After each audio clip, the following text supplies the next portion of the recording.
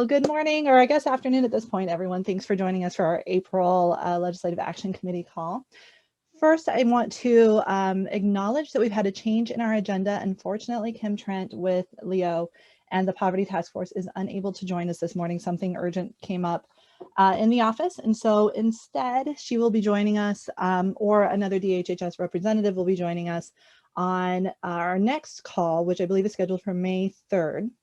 And so if you joined us just to hear from Kim, feel free to hop off, no hard feelings, but we do have some good information to share with everybody regarding our legislative priorities and items at the federal and state level. So again, apologies that Kim won't join us today, but we look forward to having her with us in May. A couple other housekeeping things I've already said, but please make sure you're on mute during the call. Unless you have a question, you can type it in the chat box at any point and we'll try to respond as we go through our agenda, or if you're in a space without a lot of background noise, feel free to unmute yourself and ask a question verbally.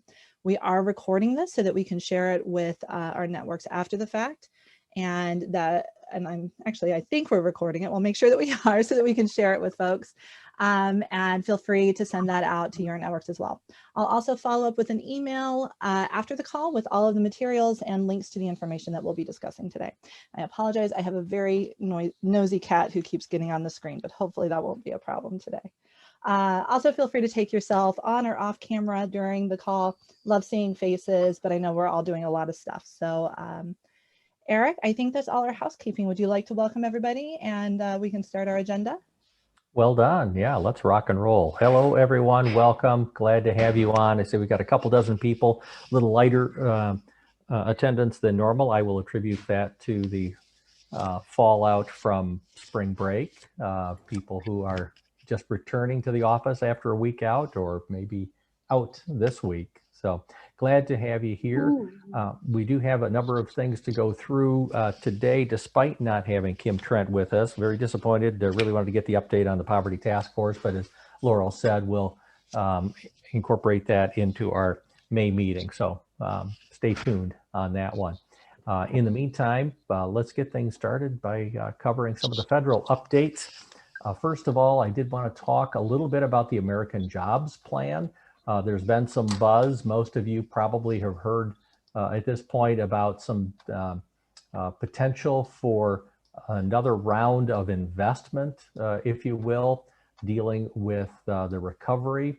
And this is something that we're very excited about. President Biden has unveiled this American Jobs Plan.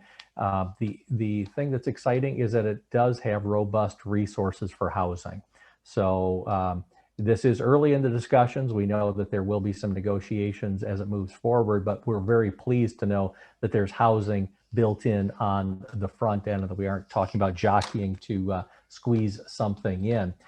We're talking about $2 trillion being allocated to infrastructure and other recovery needs. So the Biden administration is trying to focus on three key areas when they're putting these dollars out. That would be combating the climate crisis, advancing racial equity, and of course the ever so popular Build Back Better.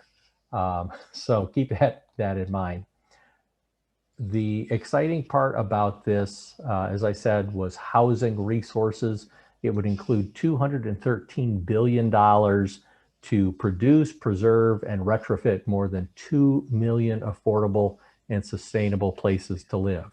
And that would be done through grants. There would be formula funding, targeted tax credits, and also project-based rental vouchers. The proposal also includes $40 million to repair public housing, which we know is sorely lacking. We have not made that investment in quite some time. It also would have resources to support home ownership, and then also weatherization programs for homes, and then new incentives to encourage communities to eliminate exclusionary zoning and harmful land use restrictions, which is something new. This is basically then coming down from the federal level, helping communities to think about different ways of approaching land use. And that's not something that we've heard a lot about through a cohesive message at the federal level. So there aren't a lot of details beyond that. That stuff is all getting worked out.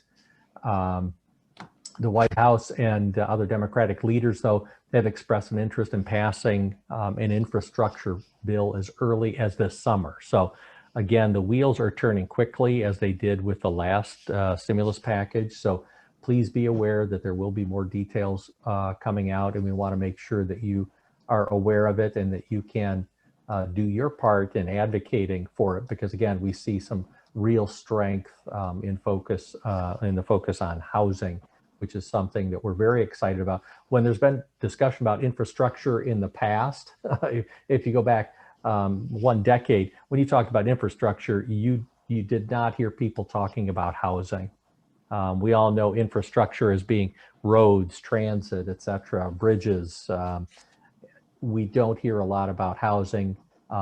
We've been talking about this for a number of years, the importance of including housing in infrastructure.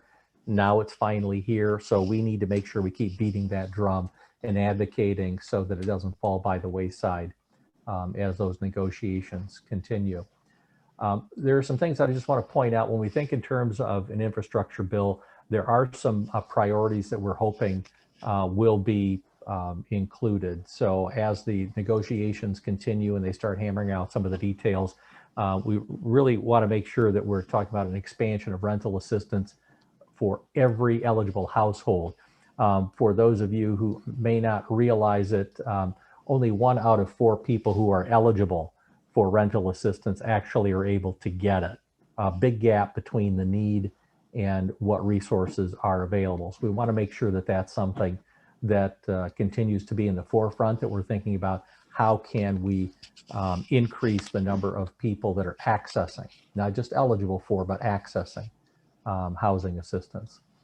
Talking about the importance of having a significant amount of funding allocated to repairing public housing. And so we're working with the National Low Income Housing Coalition. One of their priorities is calling for $70 billion allocation for repairing public housing and making some energy efficient upgrades to preserve the housing stock that we currently have, because it's going out of we have a lot going out of circulation and not being repaired as rapidly as they should. And then also, this is an important part. We've been talking about this for a number of years, and we'll continue to call this out loud and clearly, that we want to have additional dollars set aside for the National Housing Trust Fund.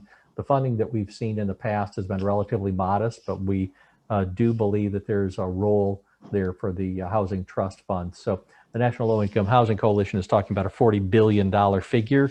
And so that's some of the conversation that we're going to be having going forward. And again, trying to encourage our members of Congress to support that specifically, that element specifically with that dollar figure. There isn't a state or congressional district in America that has the sufficient supply of affordable housing for families in the lowest incomes. So again, this is a very important tool in the toolbox that you'll be hearing more about going forward. Eric, we're getting a couple of questions if I can pop in. Sure. All right, so both of these kind of address the same thing. Do we know why there is a gap between those who are eligible for rental assistance and those who actually get it? And Chang'an is asking if we can point everyone towards the data supporting that. So do you have would you like to respond to the question? Well, I think that the answer just simply is that we've always had a need and there haven't been enough resources. And so we've had a scarcity. And so some people have been winners and some people have been losers. I don't think there's a better answer than that, because I don't have the data at my fingertips, but this is not a new message. This is something that has been a reality for many, many years, that we've had more people eligible than resources available to assist them. I don't know if anybody else might have a better answer that is on the call, who may have more direct experience with it or could point to the data. We can certainly track that down for you, though. Yeah, we'll send out some information about it. I just want to acknowledge that recently, within the past couple months, I've been hearing people reference not 1 in 4 with rental assistance, but 1 in 6 who are eligible are actually getting it. I don't know if that is from a new report But I think that it points to what Eric has raised, which is like there's just not enough, and that gap is increasing. Was there another question there, Laurel? No, or was just that related? I think that's it right now. Just asking related? us, just asking us to send out some data, which we will do with the follow-up to this call. So thanks for letting me interrupt with that, Eric. Excellent.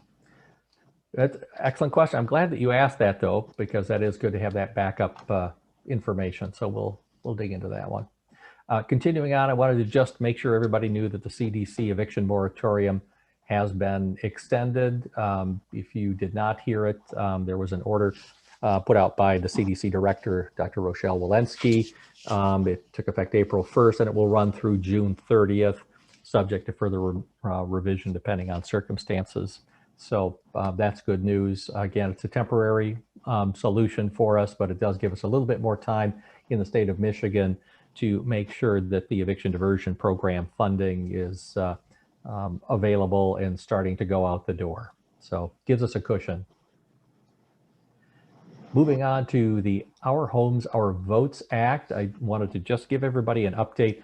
I know that we've talked about this in the past, but back in December, Representatives Jesus Garcia from Illinois and Mary Gay Scanlon from Pennsylvania introduced this act to facilitate voter registration for residents of federally subsidized housing. I got a little feedback there. I don't know if somebody is unmuted. If you could mute yourself. There, that's better. Thank you. Appreciate that. So this bill was originally introduced. It had 18 co-sponsors, currently being reintroduced, and the sponsors are seeking additional co-sponsors. I believe Rashida Tlaib is a possible add-on in that category. That's some work that we'll continue to do with our congressional delegation to get their support. The Our Homes, Our Votes Act adds federally subsidized housing to the National Voter Registration Act. Some of you may know it from the motor voter law.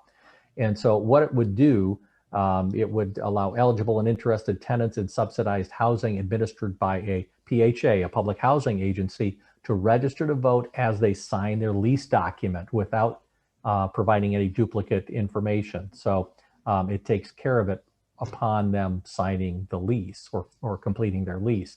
It requires the PHA then to transmit the voter registration forms to local election authorities in a timely manner. So this is asking public housing authorities to step up and take a proactive role here in being responsible for making sure that the tenants that are coming into their units are getting registered and taking that information and transmitting it to the local authorities in a timely fashion so that it basically would be seamless registration, similar to how people are doing it when they go into the Secretary of State's office with respect to their license. They're able to do it that way. We're looking at PHAs having an important function here. Beyond that, though, it would also designate private landlords of subsidized housing, which would be any housing that was supported by low-income housing tax credit, the home program, the National Housing Trust Fund, or USDA rural housing programs, would designate them as voter registration agents and make them responsible for distributing voter registration forms and helping the tenants fill them out if needed. So they would be asked, designated private landlords would be asked to take on that role as well, basically in exchange for access to those resources for their housing to make sure that they help their residents get registered. So it's pretty important when we think about the populations that are not getting registered. We're thinking of lower income families. We're talking about people of color that are less represented as voters. So this is helping to facilitate that. One of the things that's interesting is that it's reflecting best practices that emerged from a program the National Low Income Housing Coalition had carried out, the Our Homes, Our Votes program, which is a nonpartisan voter and candidate engagement campaign back in 2020 that our organization actually was involved in. Kudos to Laurel for making that a success in 2020. But that is an example of something that was done through that program and saw that that was something that could be it could be borrowed and replicated. So that's kind of exciting to see where an initiative then can get some traction and get replicated elsewhere. This would be legislation that would actually mandate that nationally.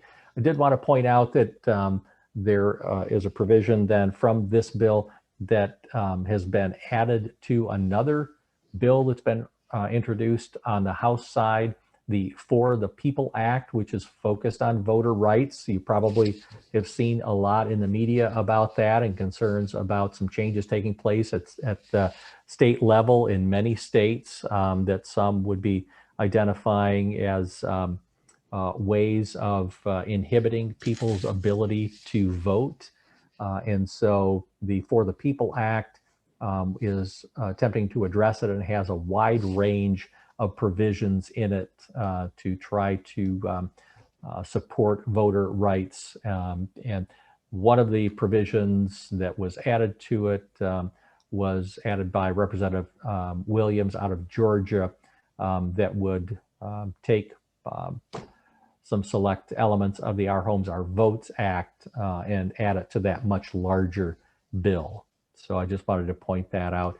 We would like to see the freestanding comprehensive Our Homes, Our Votes Act enacted, but certainly want to just recognize the fact that there may be an ability to have some of it reflected in the For the People Act as well.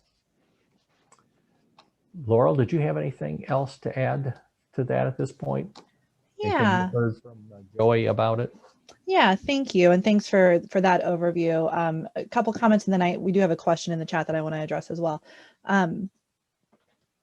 First of all, the Our Homes, Our Votes Act and HR 1, I think that it's worth calling out directly, in addition to everything Eric has shared, just why we at MICAH are interested in voter bills and protecting the vote for folks who are historically disenfranchised or have had difficulty accessing the ballot. It's something that we believe very strongly in and that we have taken action on in the past, because we feel that you can't change policy until you are able to put people in power who understand and want to change that policy. And that all starts with the voter, and that all starts with our elections.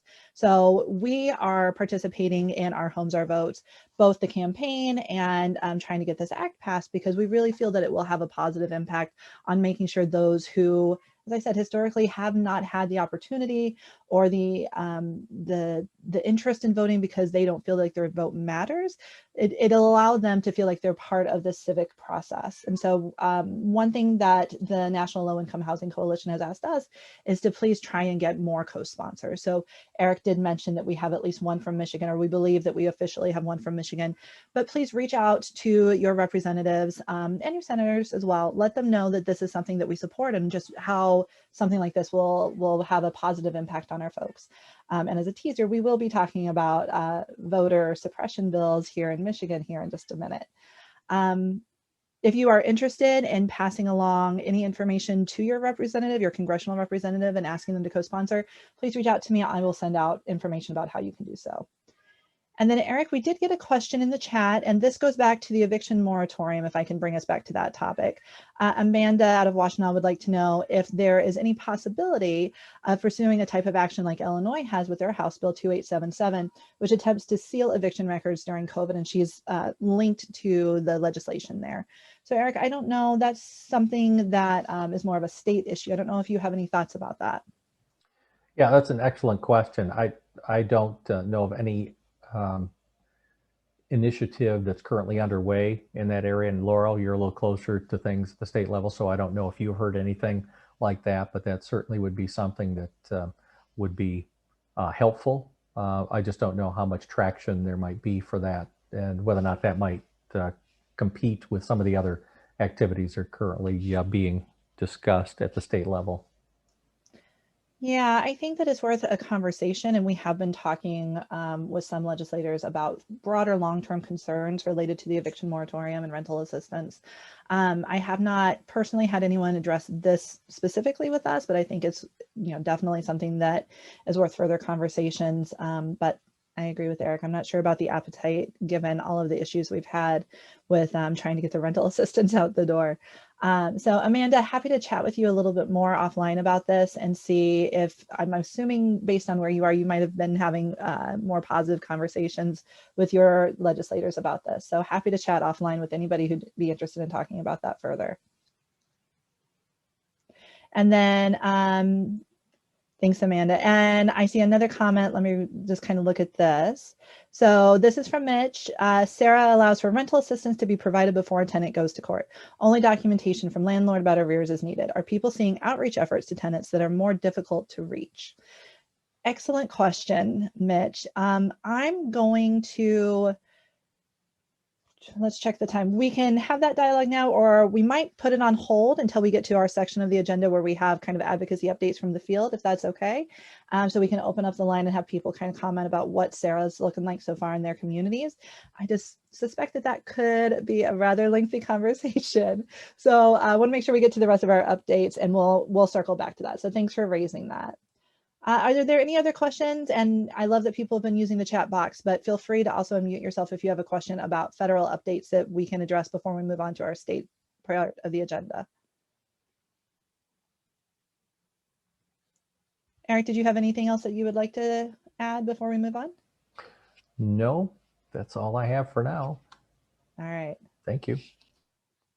Thank you. Moving on to state. So I'll try to go through this quickly so we have plenty of time for that conversation around Sarah. We did hold our advocacy day, our state advocacy day, just a couple weeks back. We had a good showing, although I will admit that doing a virtual advocacy day is not nearly as exciting as doing it in person. And we chose a day that happened right when Sarah started, and all of you were out there receiving the funds that you've been waiting for and starting up your programming. So I recognize that we lost a couple of our advocates who otherwise would be attending that day. That being said, we did have some good conversations with legislators. I know our advocates were able to get in with their legislators either that week or perhaps later on down the road. I heard folks were scheduling things clear into mid-April. So I wanted to just kind of make sure everybody had access to those materials. So obviously you can't click on this link on the screen, but I'll be sending this out after the call, and this will take you directly to our Google Drive that has all of the materials. As a reminder, our advocacy asks this year were, to pass source of income protections, and I'll talk about that here in just a little bit.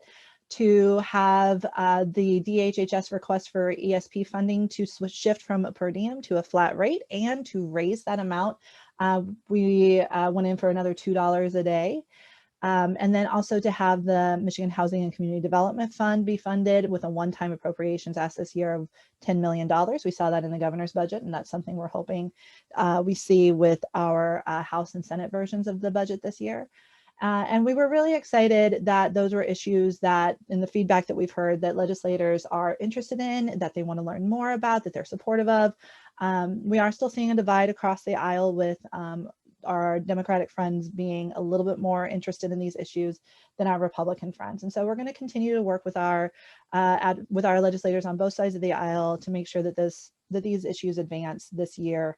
It's really important that we are talking about these items and tying them into COVID and everything that we've learned from the pandemic over the past year. So thank you to everybody who participated in Advocacy Day. I appreciate everyone who showed up and attended. We did record our morning session, our Homelessness 101, which we put on for our legislators, and I'll make sure that everybody has access to that recording. And then, as I said, all of the materials are in the Google Drive that we'll be sending out, that we'll be sending a link to and follow up. The advocacy doesn't end with Advocacy Day, so please continue if you're able and interested in sharing those resources and having those conversations with your state legislators. Was anybody on or participating in our Advocacy Day who would like to comment at this time? I don't want to put anyone on the spot, but if anybody had feedback or any kind of reflections they'd like to share with the group, I want to make sure we have space for that.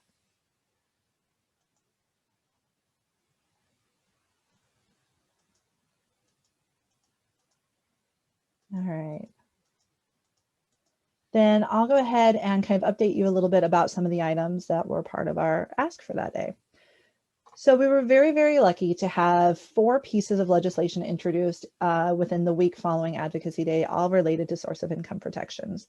As a reminder, this is our effort to make sure that landlords cannot discriminate against those who have legal forms of income, such as housing choice vouchers, emergency rental assistance, child support, veterans benefits, SSI, SSDI, things that currently are not protected under our Civil Rights Act.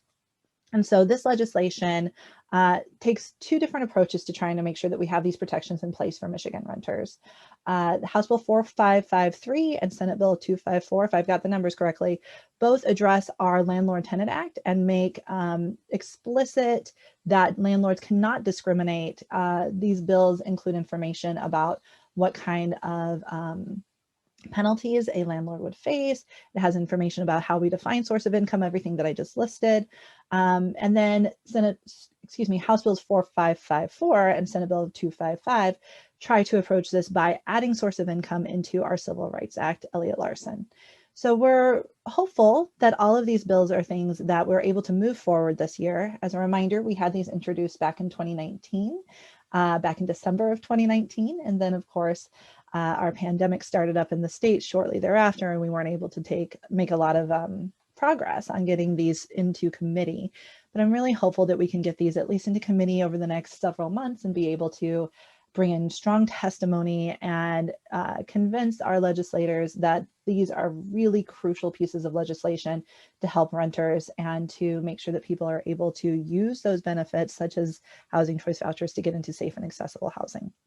So we are going to be organizing a call here in the next couple of weeks. We're just waiting on the availability of some of our sponsors. I should acknowledge that our sponsors are all Democrats, but we're hoping that we can reach across the aisle and get some Republicans to support this and to move it forward. But we're waiting on some of our legislators to join us for that call to talk to us about what they see as the likelihood of these pieces of legislation moving forward. And then we're going to start building up a robust effort to try and get these into committee and get these past this legislative session. So I'll be sharing that date for the webinar once we have it up and scheduled, and I hope everybody who's interested can join us and that you will share it with your networks as well, because we're trying to make this a campaign that includes not just our providers, but the tenants and the clients who we work with and landlords who also participate in this program and see the benefits of renting to folks who have these types of subsidies or other forms of income. And I'm not seeing any questions coming in while I am rambling, so I'm going to keep going. But if you have any questions about any of this, I know a lot of this I've said over and over again, so apologies for being repetitive. But if you have any questions, send them in. Appropriations. So of course we have 2 things with appropriations that we're following. One is a supplemental. As you all know, the supplemental that passed several weeks back for the December federal dollars towards emergency rental assistance, that just appropriated a fraction of the federal monies that we're waiting for SARA. And so we're waiting to see the legislature take up the process of appropriating through a supplemental the remainder of those funds. Unfortunately, at this time, I don't have any updates about when that will happen.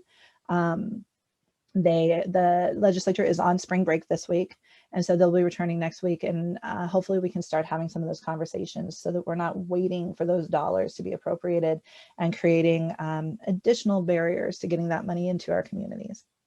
Now, the more general appropriations process, we're in the swing of it. The governor has put out her budget recommendations. The House and the Senate are reviewing.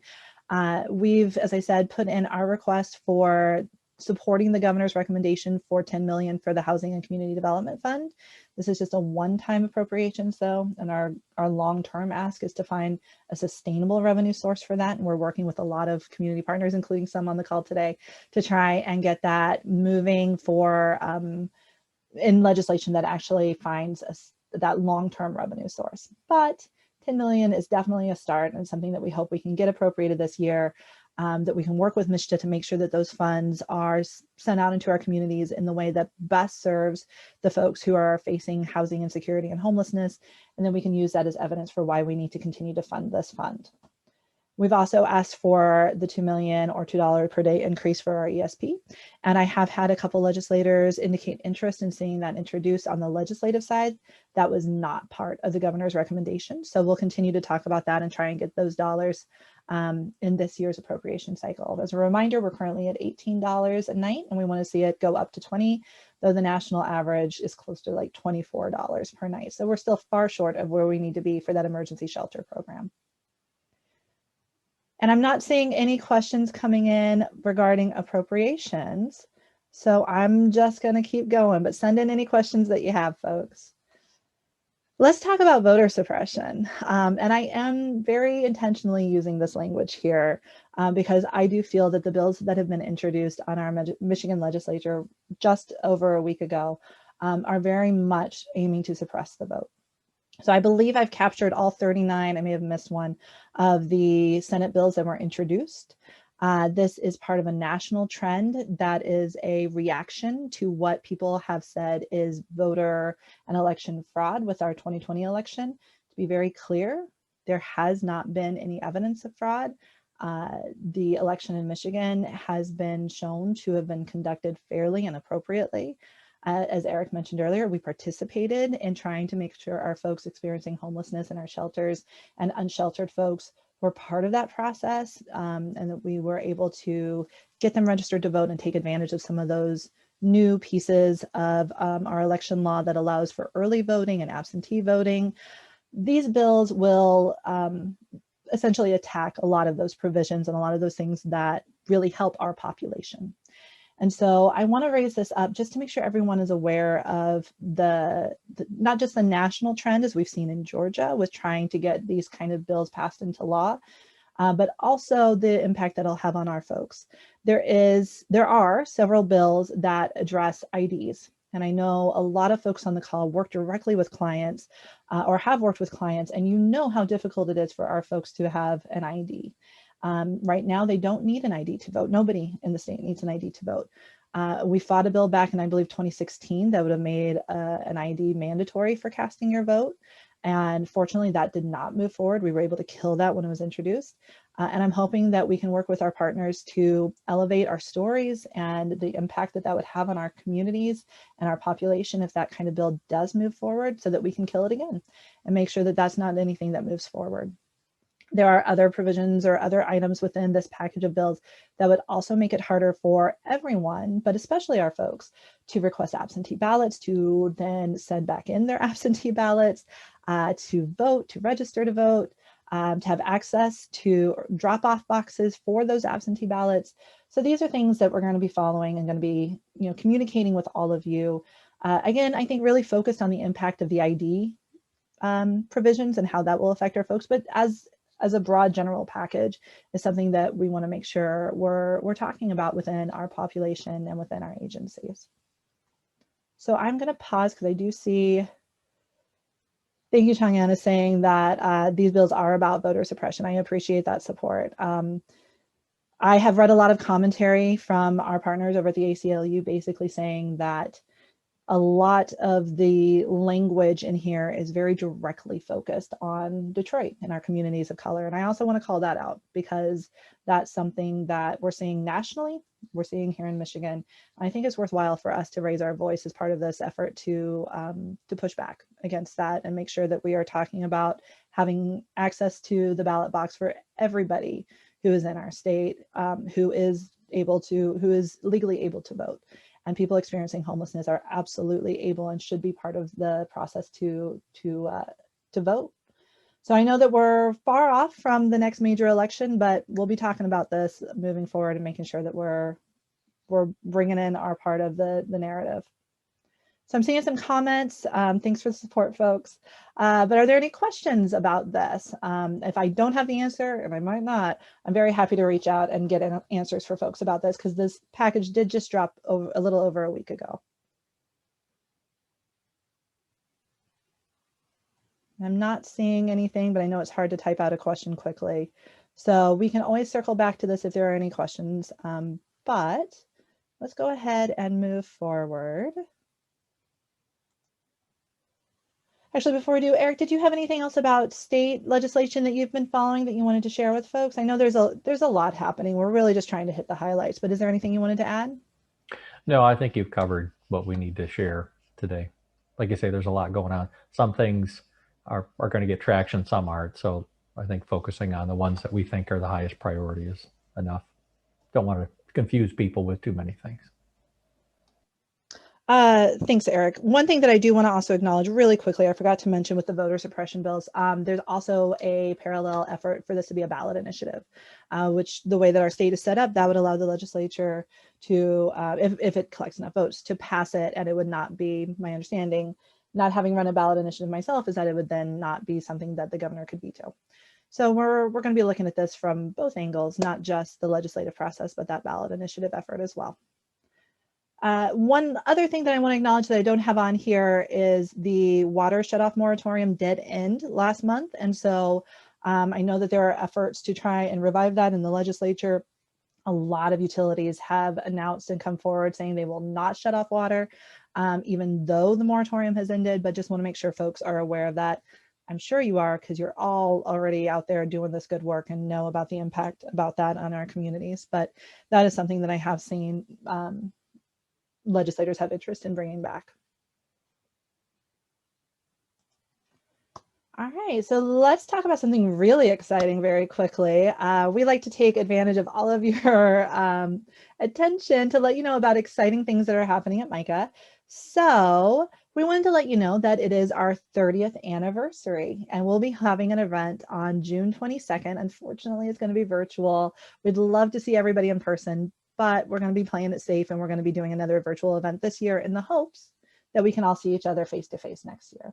So I have the link to register, and I'll make sure that that gets out to folks. But Eric, is there anything that you would like to say to the folks on the call about our event and our anniversary? Well, first of all, I hope all of you would be able to join us and be a part of this event. But second of all, I just want to remind everybody that the organization was created by like-minded people like yourselves who are doing the work. And so you really are the Coalition Against Homelessness, even if you're not formally a member, which you should be, and I'll chastise you only once. But beyond that, it's really important to know that we are a group of concerned stakeholders. You are part of the coalition. So we're celebrating the work that's been done by you, as well as those who have gone before you in creating the organization and helping to carry out the work over the last 30 years. So it's a time for us all to be celebrating. Thank you, Eric.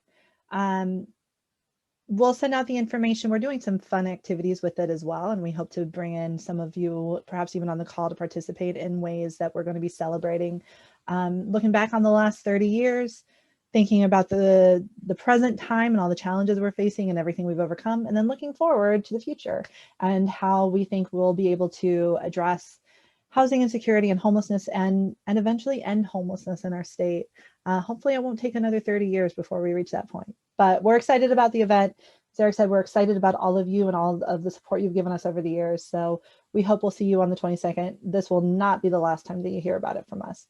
But I think that's all that I have for now. So let's go ahead and check in with all of you. And I think this is a great time to bring up the Sarah question that Mitch brought up earlier.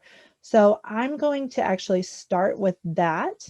And then if there's other updates that folks have regarding anything happening in your community, I know there's a lot happening in your community, but anything that is related to our advocacy, our broader advocacy work, or things that you're doing at the local level, this is the perfect time to share that. So first, I'm going to reread Mitch's question to everybody. And if anybody would like to chime in with an answer to this, this is a great time to do so. So Sarah, our emergency rental assistance for the state, allows for rental assistance to be provided before a tenant gets to court. Only documentation from landlord about arrears is needed. Are people seeing outreach efforts to tenants that are more difficult to reach? Mitch, is there anything that you wanted to add to that before we kind of open it up? And feel free to take yourself off mute as well. Yeah, hi, good afternoon, everyone. And yeah, thanks, Laurel, for making time for this. So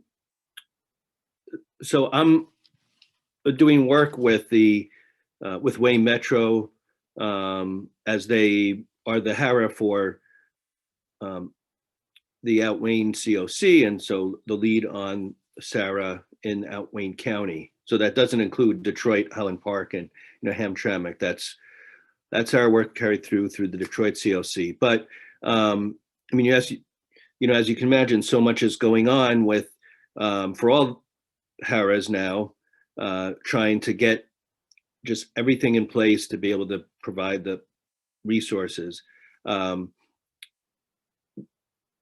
Because there's the ability to reach tenants much early in the process before they ever get to court, there's also the challenge of reaching people, figuring out how to reach people, how to get them connected, how to get them the information in a way that they, respond. So I wanted to put a question out there to see if people have seen those kind of efforts, start up, or maybe they've seen them in the past with other rental assistance programs. It's, sort of the theme of reaching the people that typically would be the hardest to reach.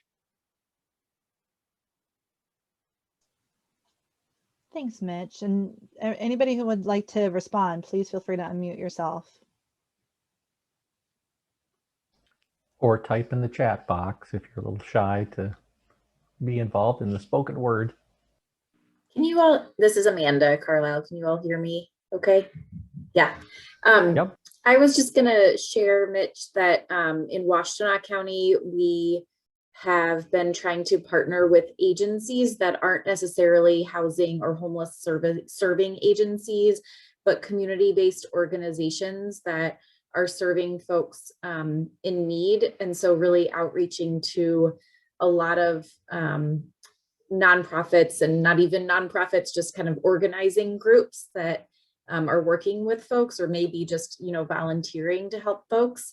And then the other idea that we've had is really going to faith-based congregations, because oftentimes people are going to churches or synagogues or mosques to receive aid before they are actually coming for government assistance. And so we will be trying to do more outreach to faith-based organizations as well. But those are just two ideas. I know we've been kind of, talking about this a lot too, of just how to reach folks and ensure that we can kind of get them more upstream. So would love to hear others, but that's two that we've thought about. Yeah, thanks, Amanda. Yeah, I was just part of a meeting last week with the Outwing folks where we had, we're talking through a lot of the same things you just, brought up. In EDP, there was some outreach to municipalities, and, the effectiveness there kind of varied by the municipality. Some of them were very energetic, very responsive in terms of getting information out to local community agencies, landlord groups, etc., in their community, and then we would see, in some cases we would see the result of people contacting, after that, but other municipalities were more about maybe just posting the information somewhere, which didn't really lead to much in terms of connecting their residents with EDP. Thanks, Mitch. And I do see Donna is in the chat box sharing the experience in Midland. Sounds like a lot of the same tactics, making sure that landlords have the information through flyers, working with those that they have a relationship with, using the courts to hand out the information as well, which I think is really key through all of this, even though, as you acknowledge, it can happen before they reach the courts, and then using our social media. So thanks, Donna, for sharing that. Hello, how you doing? My name is Angela Willie. I'm here in Genesee County, Harristown Ministry, and we've been doing basically the same thing. The hire is, I'm not going to say closed down, but it's under construction for them. But we're basically going out to apartment complexes. I have direct contact with landlords. We're just trying to get the information out there. In that version, when anyone call saying they may be coming to Angela, we're having a little trouble hearing you. Oh, okay. Is it better? I can hear you better, yes. Okay. Thank you. So yeah, I was just saying, basically, we're doing the same thing, trying to connect everyone with the information from going to apartment complexes to whenever anyone calls, we're just making sure that they're diverted to those places, the HIRA as well as GCAR here in Genesee County has both of those programs. Thank you for sharing that. And then I don't want to cut anyone off if anybody else would like to share, but I do want to ask how people are balancing this communications with the moratorium and making sure that people who we're serving are not relying on the moratorium solely as a way to stay in their homes during this period, that they are connecting directly with the rental assistance dollars now so that we're able to serve them before the moratorium ends. We've been having conversations internally at MICA about what is it going to look like when the moratorium is lifted if people are not trying to access those dollars now. And so I don't know if anybody has kind of developed a way of communicating around that specifically, if they're tying it into their other outreach and making sure folks are aware of both, but really, really coming to that rental assistance opportunity.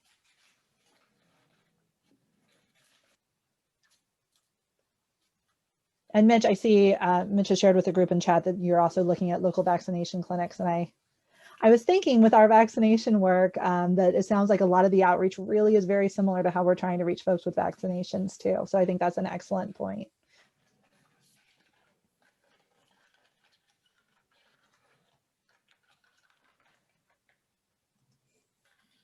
All right.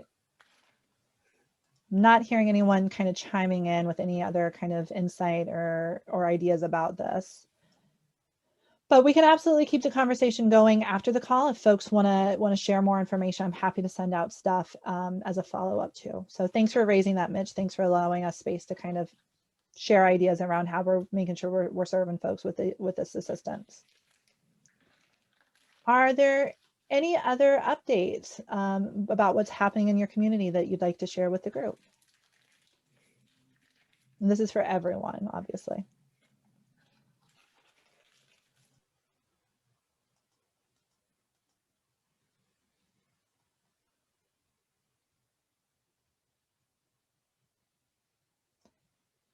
All right.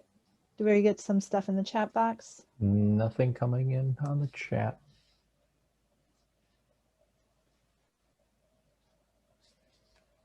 There's nothing going on in anyone's community. Well, that must be it. That's just not true. All Too right. much. Nobody knows where to start, so we might as well continue here. Sounds good. Well, I think that's it then.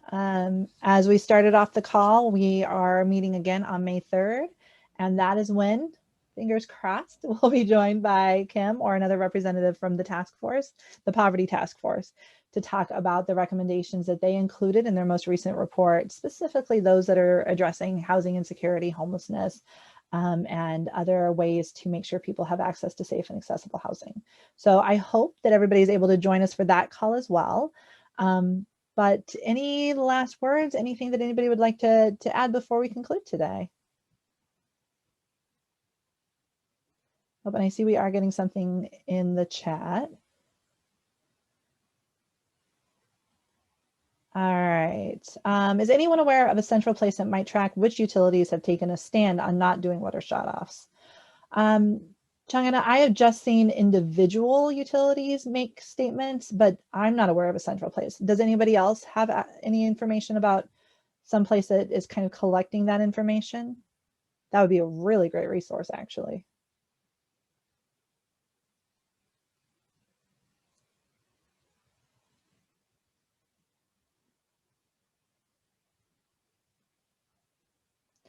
Yep.